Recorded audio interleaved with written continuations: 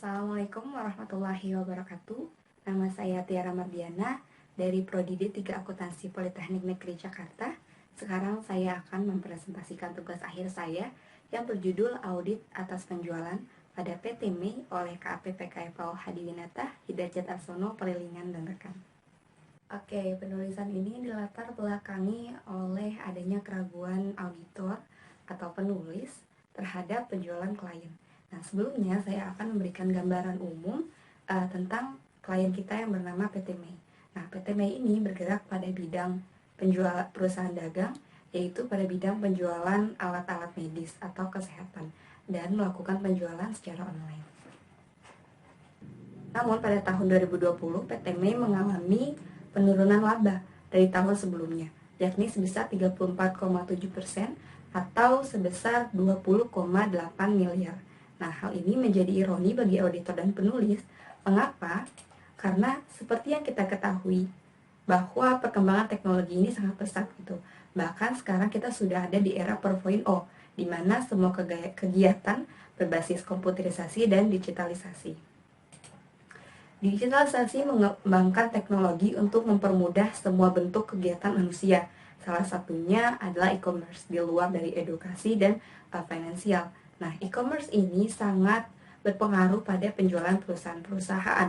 Nah, mengapa? Karena si e-commerce ini memberikan kemudahan bagi para perusahaan untuk melakukan penjualan secara online dengan fitur-fitur yang pastinya memudahkan proses penjualan. Nah, selanjutnya, latar belakang yang menjadikan ini ironi adalah masa pandemik yang terjadi di Indonesia. Nah, masa pandemik ini seharusnya bisa menjadi pasar bagi PT MEI untuk melakukan penjualan. Mengapa? Karena PT MEI merupakan perusahaan dagang yang bergerak pada bidang kesehatan yang hal ini tuh sangat dibutuhkan oleh masyarakat, seperti itu. Namun pada kenyataannya penjualan PT MEI mengalami penurunan. Itu yang menjadikan latar belakang penulisan dari tugas akhir ini. Salah satu tokoh yang menjabarkan pengertian audit yakni Sutrisno. Sutrisno mengatakan bahwa audit merupakan suatu pemeriksaan yang dilakukan secara kritis dan sistematis oleh pihak yang independen terhadap laporan keuangan yang telah disusun oleh manajemen, beserta catatan-catatan pembukuan dan bukti pendukungnya dengan tujuan untuk dapat memberikan pendapat mengenai kewajaran laporan keuangan tersebut. Nah, dapat kita simpulkan dari banyaknya pendapat-pendapat tentang audit, yakni audit merupakan suatu proses sistematis pemeriksaan laporan keuangan secara menyeluruh untuk mengevaluasi dan memastikan bahwa tidak adanya kesalahan dalam pelaporan sehingga laporan keuangan layak untuk digunakan oleh pihak-pihak yang membutuhkan, seperti investor, pemerintah, atau sebagainya. Selanjutnya yakni profil dari kantor akuntan publik yakni PKF yang beralamat di Gunung Sahari Office, Konica Blok M, 3rd floor, Jalan Gunung Sahari Raya nomor 78, Jakarta Pusat. Nah, PKF ini merupakan kantor akuntan publik terbesar ke-8 di Indonesia yang berdiri semenjak tahun 1987 dan memberikan banyak jasa-jasa seperti audit and insurance, tax business, solution, financial advisory, dan teknologi and risk service, dan sebagainya. Selanjutnya yaitu siklus audit. Siklus audit terbagi menjadi 4 tahap, yakni perikatan, perencanaan, pelaksanaan, dan pelaporan. Yang pertama itu perikatan. Perikatan merupakan tahap awal yang dilakukan auditor yang melibatkan sebuah keputusan untuk menerima ataupun menolak perikatan audit. Yang pertama adalah kita melihat atau menganalisis gambaran umum klien. Nah, menganalisis perikatan ini merupakan dilakukan untuk mempertimbangkan faktor-faktor yang mempengaruhi penerimaan perikatan audit. Nah, apa saja yang mempengaruhi penerimaan itu? Yang pertama, jenis perusahaannya apa? Nah, PT MEI ini merupakan perusahaan commercial entity, di mana PT MEI merupakan perusahaan yang bergerak dalam bidang importir dan distribusi alat-alat kesehatan. Lalu badan hukum. Si PT MEI ini merupakan perusahaan berbentuk PT atau perseroan terbatas, atau bisa dikatakan penghimpunan modal terdiri dari saham-saham yang besarnya sesuai dengan akte pendirian. Oke, selanjutnya status kepemilikan dari PT MEI ini. Status kepemilikannya yakni swasta non-go public dan standar akuntansi yang digunakan yakni SAK ETAP. Dari sini auditor dapat menilai resiko penerimaan auditnya rendah atau low. Tuh, berdasarkan pertimbangan-pertimbangan dari jenis dan status kepemilikan sebagainya. Lalu selanjutnya kita mengidentifikasi isu keuangan. Pada tahap ini dilakukan oleh senior auditor dengan mengidentifikasi melalui wawancara manajer keuangan seperti apakah terjadinya suatu isu keuangan seperti korupsi, restrukturasi laporan keuangan, ataupun sebagainya. Nah, hasil dari wawancara ini, yang pertama, isu laporan keuangan terdahulu tidak ditemukan isu laporan keuangan yang berdampak signifikan. Tidak ada restrukturasi laporan keuangan, kerugian yang berlanjut, ataupun opini selain dari opini wajar tanpa pengecualian. Lalu yang kedua, integritas manajemen dinilai baik dan wajar. Lalu tidak ada reputasi buruk dari pemilik utama atau juga tidak terdapat kasus korupsi dari pemegang kunci perusahaan. Lalu selanjutnya kita menilai kompetensi, ketersediaan, dan independensi auditor. Ini dilakukan untuk melihat atau menilai kelayakan dari auditor sendiri apakah siap untuk melaksanakan perikatan audit ini gitu.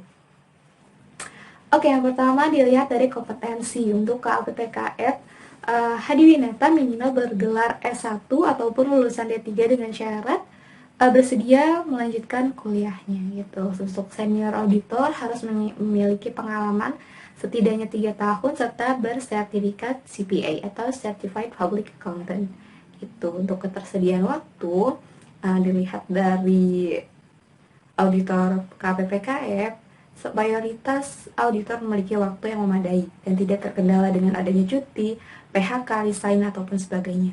Dan untuk independensi, personel KPPKF memiliki sikap tidak memihak dan memenuhi persyaratan independensi dengan tidak memiliki hubungan kerja, bisnis, keluarga, ataupun lainnya dengan klien. Gitu. Hal ini dibuktikan dengan surat pernyataan yang memiliki nilai hukum. Gitu. Nah, akhirnya terbentuklah tim yang terdiri dari 1 orang manajer, 1 orang senior, dan 4 orang junior auditor. Oke, yang terakhir membuat surat perikatan. PTMI dinilai memiliki tingkat risiko rendah dengan jenis perusahaan perdagangan atau commercial entity dengan status kepemilikan swasta non go public, bentuk perikatan berlanjut dan tidak adanya isu atau suatu peristiwa yang menimbulkan keraguan auditor untuk kembali menerima perikatan audit. Lalu selanjutnya kita ke tahap kedua, yakni perencanaan. Tahap ini dilakukan bertujuan untuk menentukan jumlah, jenis bukti, dan review yang dibutuhkan untuk memberikan auditor jaminan bahwa tidak ada salah saji yang material. Nah, dalam perencanaan ini, yang pertama auditor lakukan harus membuat jadwal audit. Jadwal audit ini dibuat untuk memudahkan auditor dalam melaksanakan tugas, plus juga untuk mengefektifkan dan mengefisiensikan kinerja dari auditor agar sesuai dengan perencanaan seperti itu. Nah, berikut adalah jadwal audit dari KPPKF untuk klien PTMI. Ada 2 bagian, yakni interim timeline dan final timeline. Dijadwalkan dari bulan Januari sampai pertengahan Maret dan juga ditargetkan untuk merilis opini pada tanggal 15 Maret 2021. Lalu selanjutnya prosedur audit penjualan. Auditor membuat prosedur audit penjualan agar pelaksanaan audit dapat lebih terperinci dan tersistematis gitu. Oke, berikut merupakan prosedur audit penjualan PTMI yang diawali dengan menyiapkan schedule utama sampai dengan membuat daftar koreksi ataupun penyesuaian harus dilakukan. Lalu selanjutnya meminta data klien gitu. Permintaan data klien ini dilakukan oleh auditor langsung ke manajemen PTMI, yakni Mr. A selaku kepala bagian keuangan. Data yang diminta yakni laporan keuangan PTMI tahun 2020 dan 2019 sebagai pertimbangan, lalu buku besar dan dokumen pendukung lainnya. Untuk waktu, biasanya PTMI mengirim permintaan data ini seminggu setelah dikirimnya daftar permintaan data. Lalu hasilnya semua data sudah diterima oleh auditor. Selanjutnya, memahami entitas klien. Nah, di sini auditor melaksanakan kembali wawancara, yakni membahas sistem dan pengendalian internal dari PTMI. Lalu selanjutnya menentukan tingkat materialitas. Lalu selanjutnya benchmark untuk ukuran presentasi dari PBT, revenue, dan aset. PTM ini merupakan perusahaan komersial dan non-listed entity, maka tolak ukur yang digunakan yaitu PBT, revenue, dan aset. KAP memilih menilai tolak ukurnya menggunakan PBT. Mengapa? Karena di tahun 2020 profitnya itu menurun gitu. Jadi kita mau menjadikan si profit ini sebagai tolak ukur gitu. Nah, untuk PBT sesuai jenisnya, jika perusahaannya listed entity maka 5-7, tapi jika perusahaannya non-listed entity maka 5-10%. Untuk persentase materialitas, auditor memilih menggunakan 10% dengan mempertimbangkan risiko perusahaan. Karena risiko audit ini rendah, maka materialitasnya semakin tinggi. Jadi yang kita pilih 10%. Nah, berikut tabel dari persentase materialitas.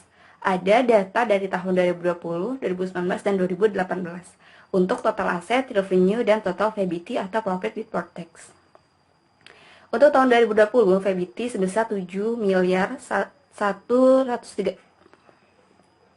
Untuk PBT 2020 sebesar 7,1 miliar. Nah, di sini kita melihat lower benchmark dan higher benchmark, yaitu 5% dan 10%. 5%-nya itu sebesar 356 juta sekian, 10%-nya 713 juta sekian, dan kita pilih yang higher benchmark, yaitu 713 juta sekian. Akhirnya, si 713 juta ini menjadi overall materiality yang dibuatkan menjadi 700 juta oleh auditor. Lalu untuk planning materiality sebesar 75% sesuai dengan sistem yang sudah diterapkan di PKF, yakni sebesar 535.500.000 yang dibulatkan menjadi 525 juta. Lalu sum atau summary and recorded materiality sebesar 26.775.000 sebagai batas akhir untuk tidak diaudit. Lalu selanjutnya pelaksanaan audit. Pelaksanaan audit saat di sini auditor mengaudit akun-akun yang diperkirakan material dan berisiko. Menentukan material dan berisikonya itu menggunakan tingkat materialitas yang tadi.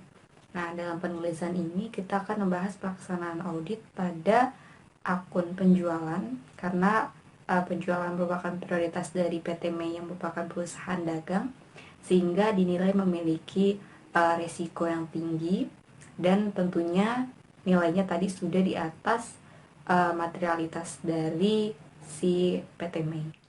Lalu yang pertama dilaksanakan adalah membuat lead schedule. Lead schedule ini digunakan auditor untuk menguji asersi kelengkapan, penyajian, dan pengungkapan gitu. Jadi dalam lead schedule ini auditor merinci akun penjualan sejenis seperti sales merchandise, sales return and allowance, dan sales orders gitu, dimana akun-akun ini akan ditampilkan dalam satu total pada laporan keuangan. Selanjutnya menentukan sampel audit pada penjualan PT MEI periode 31 Desember 2020 terdapat 850 transaksi penjualan. Nah, PKF dalam menentukan sampel audit sudah memiliki sistem. Jadi auditor itu bisa langsung memasuki data control risk, inherent risk dari akun tersebut. Untuk penjualan, control risk dinilai high atau tinggi, risiko bawaan inherent risk medium, dan likelihood of material misjudgment medium.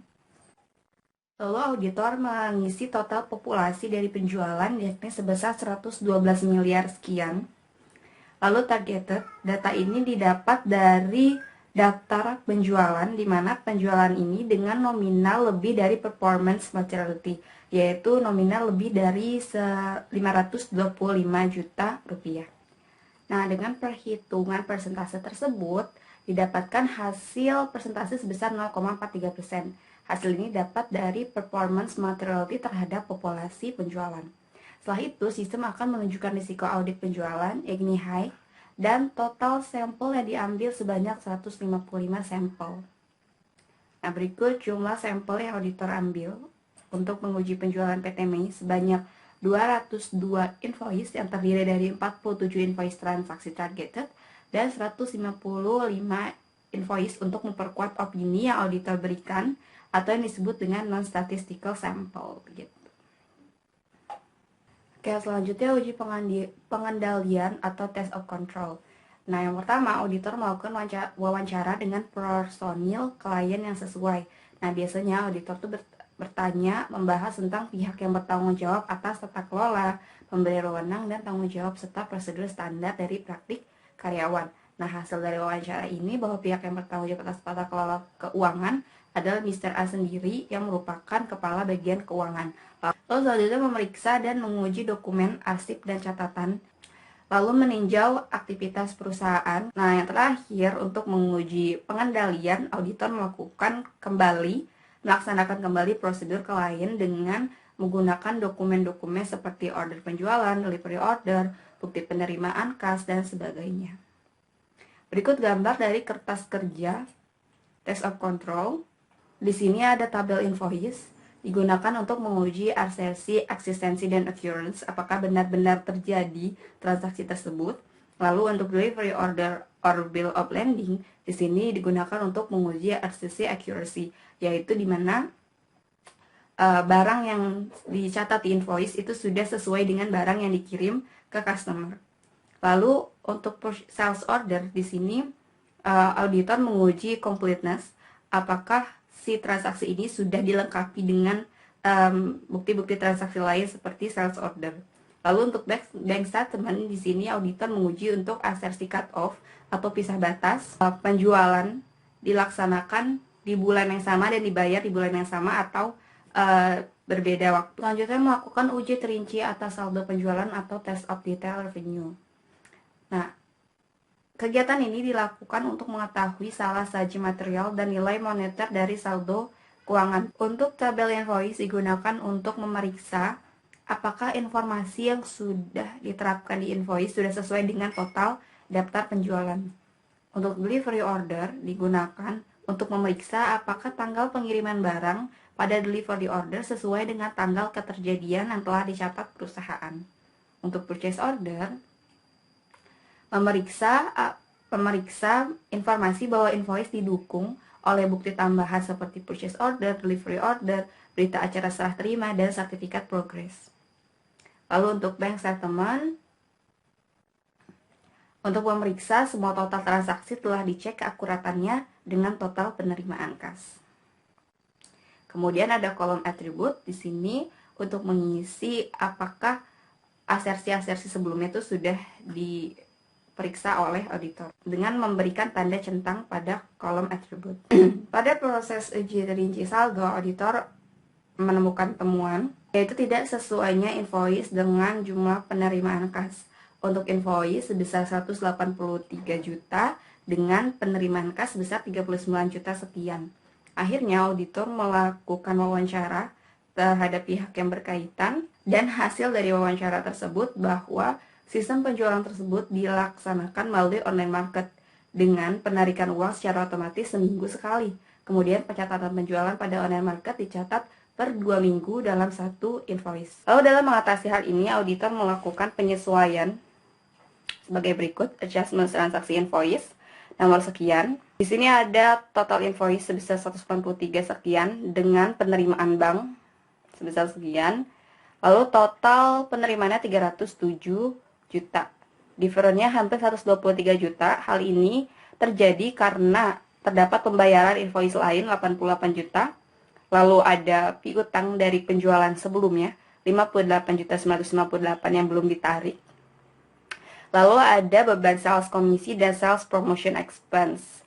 Kayak dengan total adjustment 123 juta sekian dan differentnya 0. Selanjutnya uji subsequent, uji pisah batas atau cut off. Nah, tujuannya untuk memastikan bahwa seluruh transaksi penjualan PT MI dilaporkan pada laporan keuangan dan tidak terjadi pergeseran waktu pencatatan. Semua pencatatan dicatat sesuai dengan periodenya.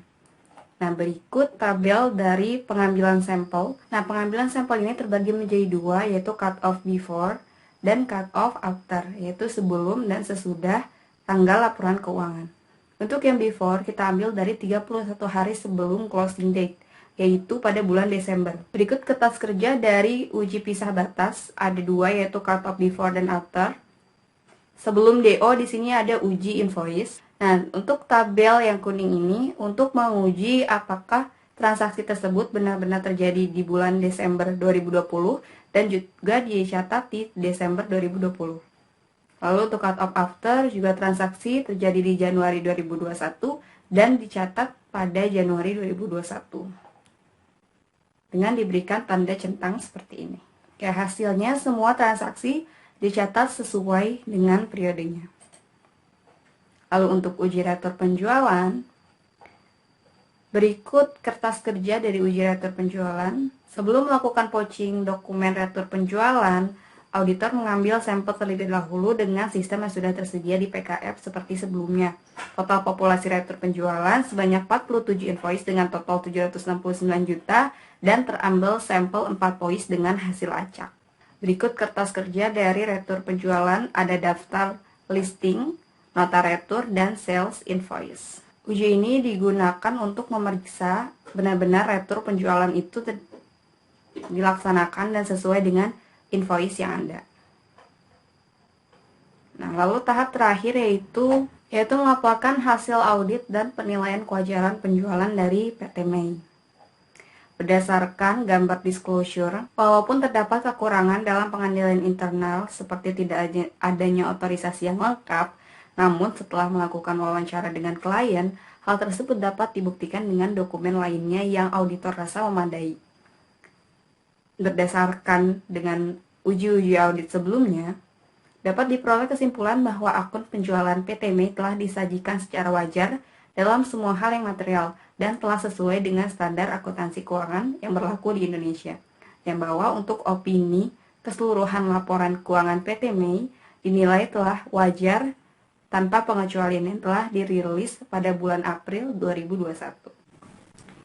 Selanjutnya, saran yang dapat diberikan penulis pada KPPKF. Yang pertama, sebaiknya sebelum proses audit lapangan, auditor memberikan pemahaman dan proses pelaksanaan yang diterapkan pada KP kepada junior auditor, sehingga pelaksanaan audit dapat berjalan dengan lancar dan sesuai dengan standar KP, serta auditor memberikan pemahaman tentang pembuktian asersi pada junior auditor. Lalu yang kedua, sebaiknya terdapat penambahan auditor dalam pelaksanaan audit laporan keuangan PT Mei, agar waktu rilis opini audit dapat sesuai dengan jadwal audit yang sudah ditetapkan. Hal yang ketiga, sebaiknya auditor dalam melakukan permintaan data dapat didiskusikan terlebih dahulu mengenai prioritas data yang dibutuhkan dan mendatanya dengan rinci, sehingga tidak terjadi salah komunikasi. Sekian presentasi dari saya, kurang lebihnya mohon maaf. Wassalamualaikum warahmatullahi wabarakatuh.